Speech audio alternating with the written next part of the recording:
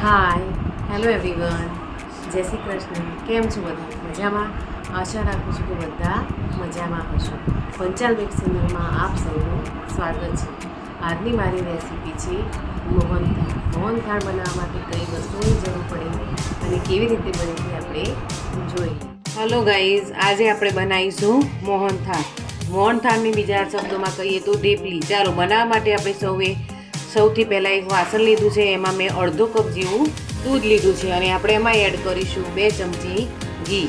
આ બંને વસ્તુને આપણે સહેજ ગરમ કરીશું. એક આપણે બાઉલ લઈશું, એમાં આપણે લઈશું ચણાનો લોટ. ચાલો આપણે ચણાનો લોટ લઈ લઈએ. એક બાઉલમાં આપણે લઈશું ચણાનો લોટ. ચણાનો લોટ લગભગ 1 કપ જેટલો છે અને ઉપર થોડો અડધો કપ લઈશું.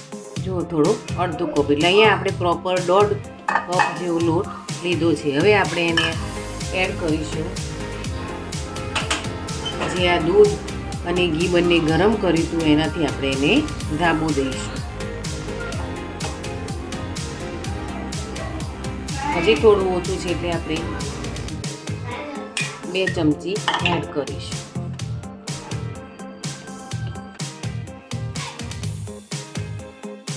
જો આ રીતે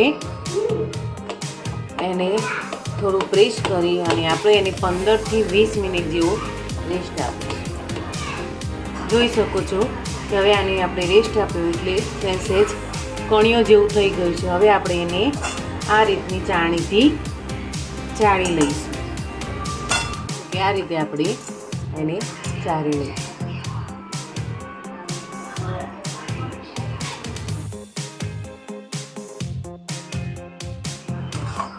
જોઈ શકો છો કે કમ્પ્લીટ મિક્સ થઈ ગયું છે ઘી. હવે આપણે એને ગેસ ઉપર મૂકીશું. હવે આપણે એને ધીરે ધીરે હલાવતા જઈશું કે જેથી નીચે ચોંટે નહીં. હવે એને આપણે શેકવાનું છે.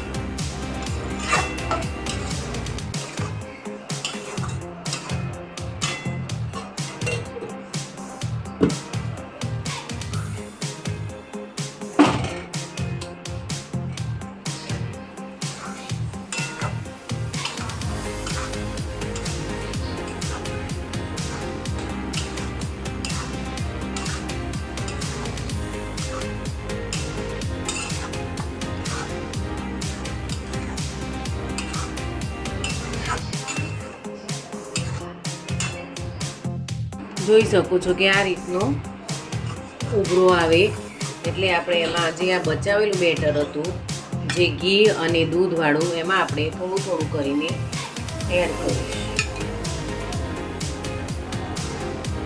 આવું આપણે 2 વખત પ્રોસેસ કરીશું.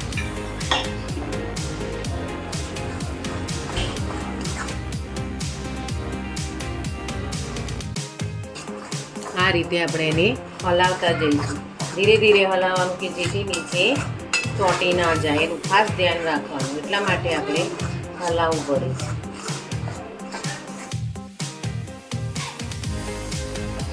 હવે ફરીથી બીજું જે આટલું છે હવે એમાં એડ કરી દઈશું.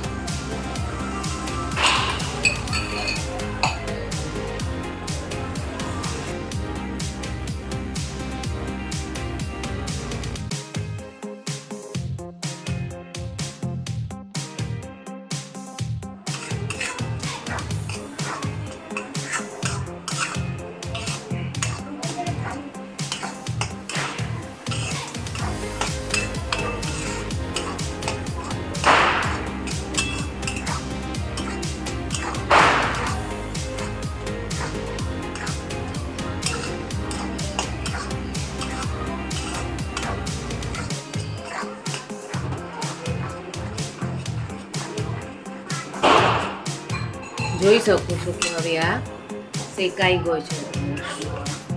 હવે મેં ગેસ ઓફ કરી દીધો અને ઉપર જ હું એને સહેજ હલાવું છું કે જેથી નીચે ચોંટી ન જાય.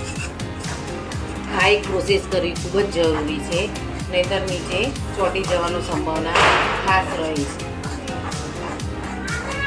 જો ગાઈઝ, અહીંયા મેં સહેજ કડક શેક્યું છે. કોઈને કડક ન ગમતો હોય તો તમે તમારા પસંદગી પ્રમાણે શેકી શકો છો. અહીંયા મેં સહેજ કડક શેક્યું છે કે જેથી મોહનથાળ સારું થાય, ઢેપલી સારી થાય.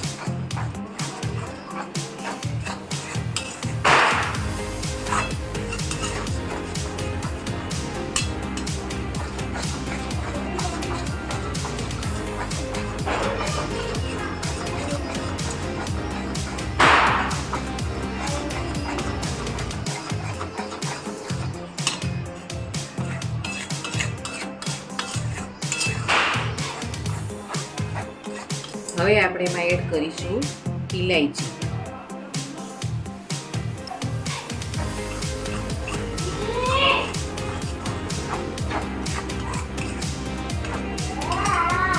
હવે આને આપણે ત્યાં ઠંડુ થવા દઈશું, એટલામાં આપણે એની ચાસણીની તૈયારી કરીશું. જુઓ ગાઈસ, અહીંયા મેં 1 કપ અને થોડો અડધો ચણાનો લોટ લીધો હતો, એની જગ્યાએ મેં 1 કપમાં થોડું જ ઓછો હશે એટલી મેં ખાંડ લીધી છે. કદાચ કોઈને વધુ ગમતી હોય ગળપણ તો તમે એનાથી વધુ પણ ખાંડ લઈ શકો છો. મેં અહીંયા બસ આટલી જ ખાંડ લીધી છે. હવે એમાં એડ કરીશું ખાંડ ડૂબે તેટલું જ પાણી.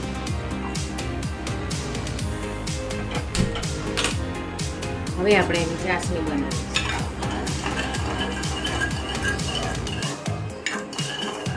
જોઈ શકો છો કે હવે આપણી ચાસણી તૈયાર થઈ ગઈ છે. ખબર કેવી રીતે પડે? તો આ રીતે જોઈ શકો છો કે આ રીતનો એક તાર થાય ત્યાં સુધી ચાસણી કરવાની. જોઈ શકો છો, જો આ રીતનો એક તાર થાય ત્યાં સુધી ચાસણી તૈયાર કરવાની. હવે એને બરાબર અહીંયા જ હલાવી લઈશું કે જેથી સહેજ ઠંડી પડે. જો ગરમ તમે ચાસણી એમાં એડ કરશો તો કડક થઈ જવાની સંભાવના રહે છે. જો ગાઈસ, મેં ચાસણીમાં કેસર એડ કર્યું છે એટલે એનો રંગ પીળા જેવો આવ્યો છે. તમારે એડ કરવું હોય તો કરી શકો છો, ન કરવું હોય તો પણ ચાલે. જો મેં હવે ચાસણી એડ કરી દીધી, હવે એને મેં મિક્સ કરી દીધું. સોરી ગાઈઝ, આ થોડું મિક્સ થઈ ગયું છે. હવે આપણે એને ગ્રીસ કરેલી થાળીમાં ઠરવા માટે મૂકી દઈશું. મેં નીચે ઘીથી એને ગ્રીસ કરી છે કે જેથી ચોંટે નહીં હોય.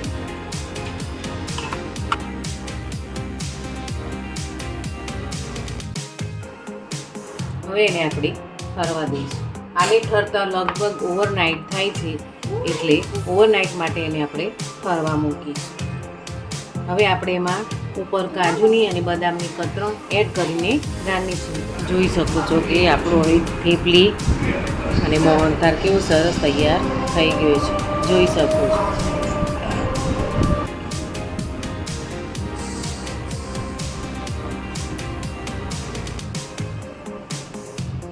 આજની મારી રેસીપી મોહનથાળ પસંદ આવ્યો તો પ્લીઝ